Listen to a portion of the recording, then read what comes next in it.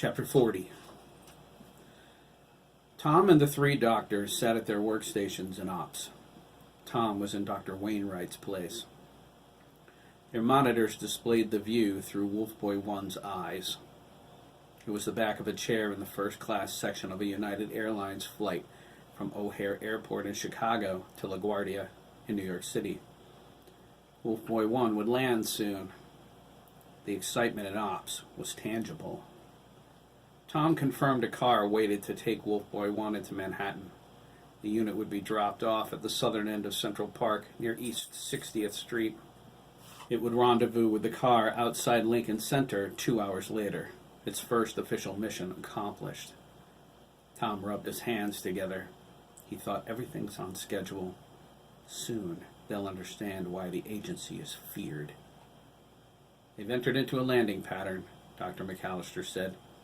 They are cleared for touchdown.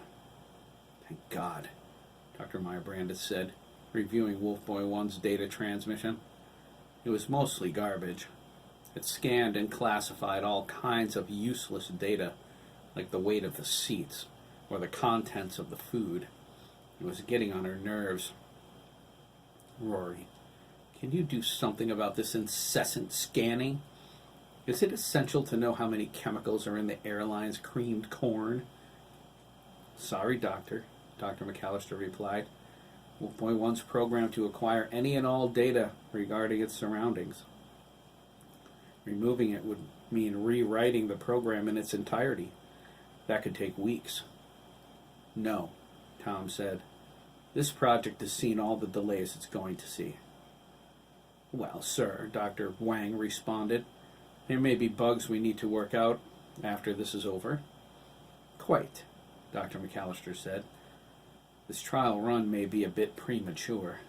Indeed, Wang concurred. Then there's the matter of the puberty program, Dr. Meyer-Brandis said. I only activated it in Oliver last evening. He's already showing signs of maturity. Listen, doctors, Tom said. I couldn't care less about Oliver's maturity level. This project is officially online. Whatever fine-tuning you need to do, you can do it on the fly. The other boys, too. I want this complex actively engaged in 30 days.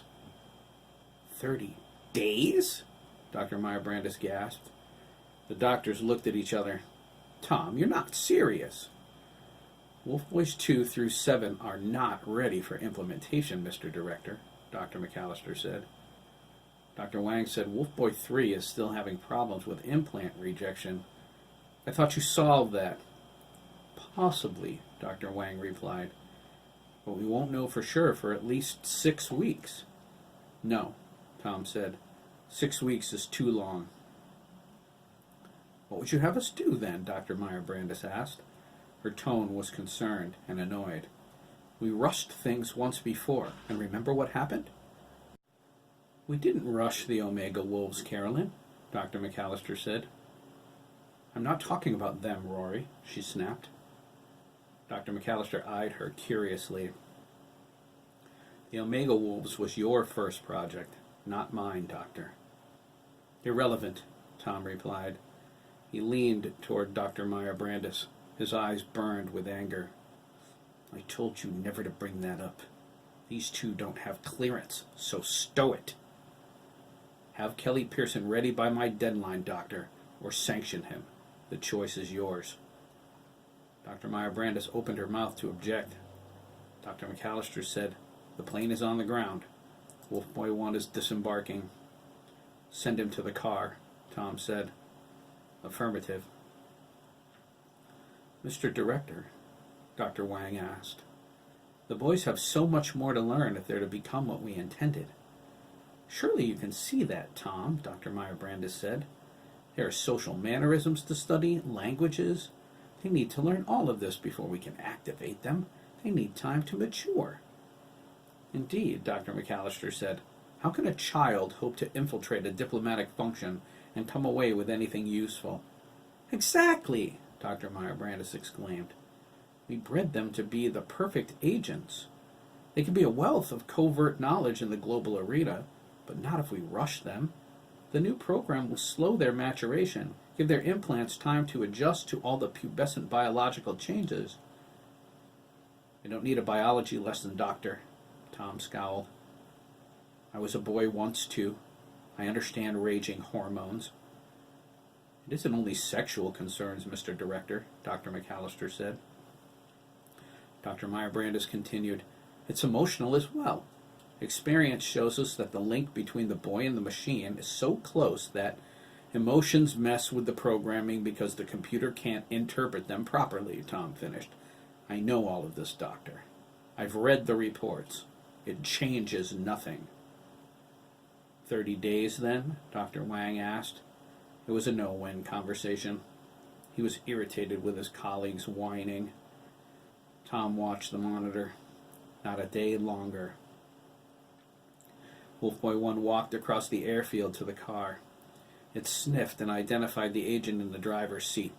Its mission 2 classified for the usual Marine driver. The kid's good, Tom thought. Or the program is. Whichever. Just as long as it works. He cleared his throat. You'll have more time with the next generation. What do you mean by that? Dr. Meyer-Brandis asked. Tom looked at the doctors. They stared at him. I mean, he said, by the end of the month, I want all of the Wolf Boys activated. You will run them on remote 24 hours a day if necessary. This world needs some house cleaning. We're going to supply the broom. You can't do that, Dr. Meyer-Brandis cried. She's right, Dr. McAllister said. Running the remote operations program for too long will cause irreversible brain damage. The boys could lose all of their cognitive abilities. The only thing left would be the machines. Your point? Tom asked. He folded his hands and cracked his knuckles. Sir, I don't think you understand, Dr. Wang said. Your plan would be the same as killing them. The boys would be nothing more than computer-operated zombies. I think, Tom replied, turning back to his monitor. You're the one who doesn't understand, Dr. Wang. Tom, Dr. Meyer-Brandis tried to say. Enough, Tom snapped. End of discussion. The unit is in the car. He bent down and picked up his briefcase. He withdrew a folder and handed it to Dr. Meyer-Brandis. Input the sanction protocol. You'll find all the information you need inside the file. I want Mahmoud planted. Dr. Meyer-Brandis held the file with her mouth hanging open. She wanted to continue the debate, but it was pointless. If he was intent on this mindset, there was nothing she could do about it. She closed her mouth and opened the file. Wolfboy God? She asked. Wolfboy God is online. Input sanction protocol,